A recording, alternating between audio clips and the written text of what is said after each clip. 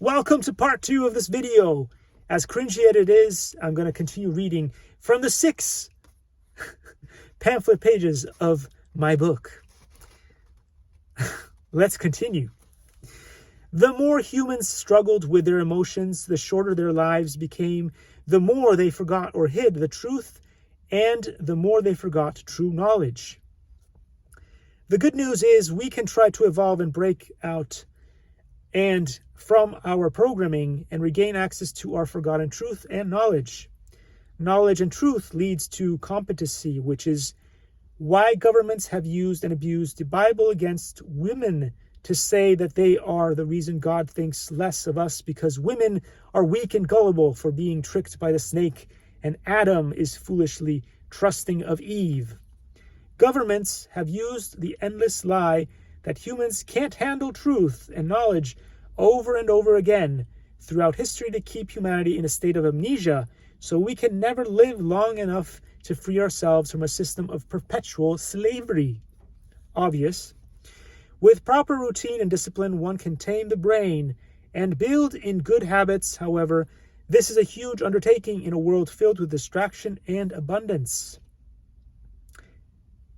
If one can learn to lead their life by heart and by example, we can overcome most struggles, although often at the expense of popularity and success. When it comes to any topic, I try my best to look at it from the perspective of where is the problem? How can we find a solution that makes sense for the time in which we exist? Most of what I can explain in my YouTube rambles is immediately attacked and discounted due to the fact that I am not a celebrity or a PhD or doctor. The second someone states or even proves that they studied anything along the lines of artistry instead of technology, business, engineering, and science, the stigma is so immediately to say that they and anything they say is telling you is bogus and made up.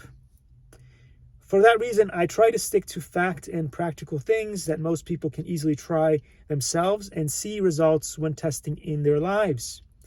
Things that are easily looked at and reproduced even if they have little money available at their disposal.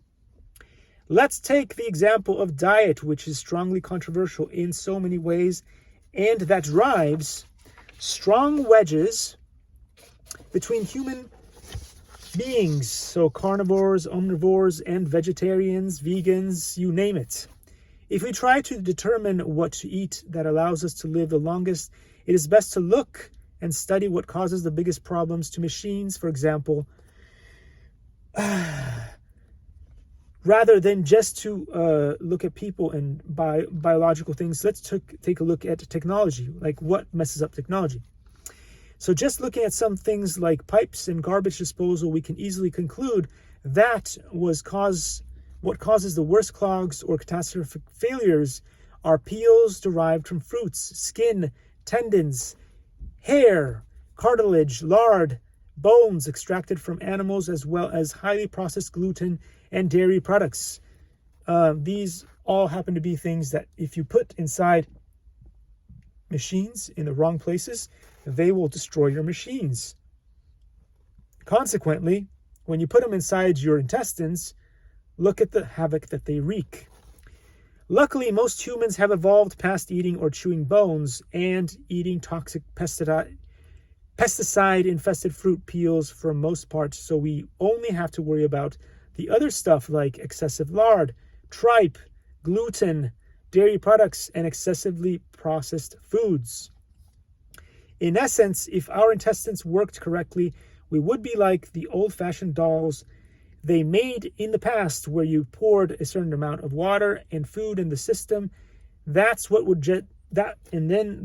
would get ejected or discarded by the system soon after you press the button or turn the lever. Much like an amoeba, whatever you put in comes out. If you check yourself, you put in a lot of stuff, that's not the exact amount that comes out the next day or the next time you go to the restroom. So we are highly inefficient in removing the toxins and things from our bodies. The problem is that as humans, we rarely fully digest our food, and at the end of the day, we rarely empty out our bowels. What that means is that we are almost always full of residual toxins. Even the best of us, not including myself, of course, because I fall off my diet wagon constantly, are barely lucky to go through a decent bowel movement once a day, which means once every 3 meals. They say that's the norm, but that is not good enough. Although that is what doctors consider to be normal, their idea of normal is that humans should live to around 40, best case scenario being quite healthy, and then start getting cancer and other ailments, leading them to slow and inevitable death. So what our doctors expect a human to live is around 40 years of age. If you're lucky and you take care of yourself, it'll be a little bit more, but around 40, you're going to start getting cancer and all the other stuff. And so that is a very low bar.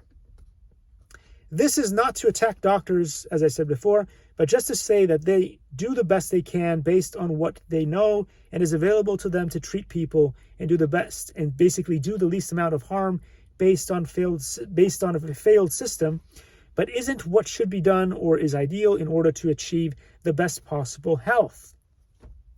This is why taking a look at some of the top entrepreneurs such as the Sugar Queen, Brian Johnson, and some of other anti-aging genetics therapists like Diamandis, is important to improve our understanding of how to tame our brain and build in decent habits. Although we cannot be like Brian Johnson, who has all of his Brians in check, morning Brian, afternoon Brian, evening Brian, etc., my Brians or my Marcos are not really all in check, and that is why I look the way I do. So, and invest huge amounts of money to hire a team of experts to force us to follow a path to reverse aging. We can take some steps to help in our own poor man's version of the Herculean task. My goal was to create a diet for myself that could work for most people with a strong ethic and enough perseverance and general health to get enough steps right every day to keep them like living like a turtle. And that was the goal.